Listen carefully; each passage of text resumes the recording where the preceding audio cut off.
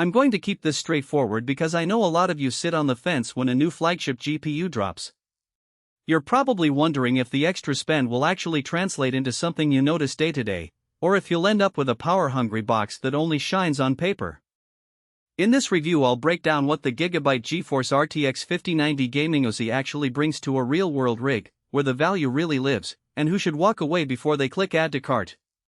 Link is in the description if you want to check the product details on Amazon. First off, the RTX 5090 sits on NVIDIA's newest Blackwell architecture, which means you're getting the latest generation of ray tracing cores, tensor cores, and the brand new DLSS 4 upscaling engine.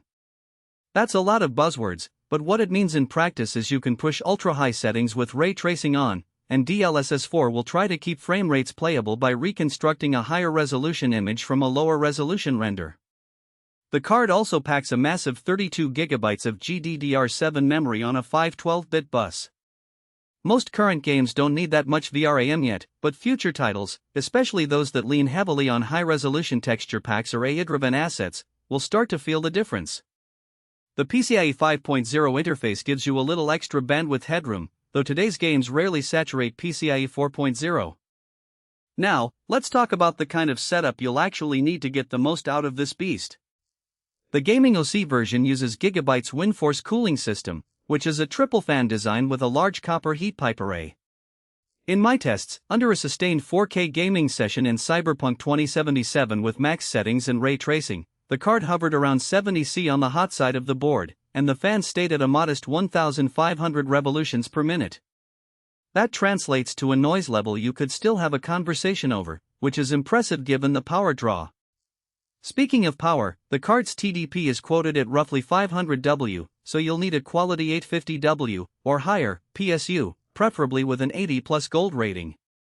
If your current power supply is a 650 W unit, you'll have to upgrade before the card even fits in the case. Physical size is another hidden trade-off. The gaming OC is a full-length, double-slot card that measures about 12 inches long and 2.5 inches thick, with a hefty backplate.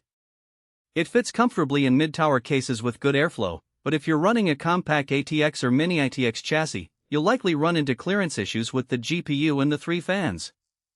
The card also uses a dual 8-pin power connector, so you need to make sure your PSU has the appropriate cables and that your case's cable management can accommodate them without crimping airflow.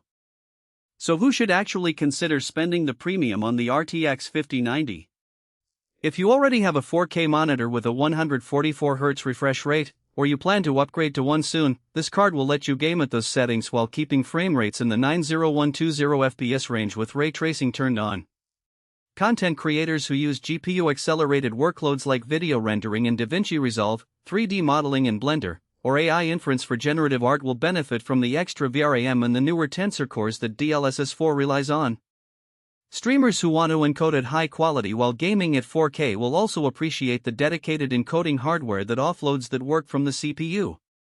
On the flip side, if your primary gaming resolution is 1080p or even 1440p, you'll see diminishing returns. The extra frames you gain from the RTX 5090 over a high-end RTX 4090 or an RTX 4080 in those resolutions are often just a few frames per second, and the power bill rises accordingly. For a gamer on a tighter budget, a card in the RTX 4080 tier still provides plenty of headroom for 1440p high-refresh gaming, especially when paired with DLSS 4. Also, if you're using a small case or a power-limited build, the size and wattage of the RTX 5090 will become a bottleneck you have to work around. Now, let's talk about value beyond the headline specs. The 32 GB of GDDR7 is the most tangible advantage that will still be useful a few years down the line. Games are already experimenting with 16 GB plus texture packs, and developers are starting to use AI-generated assets that can consume a lot.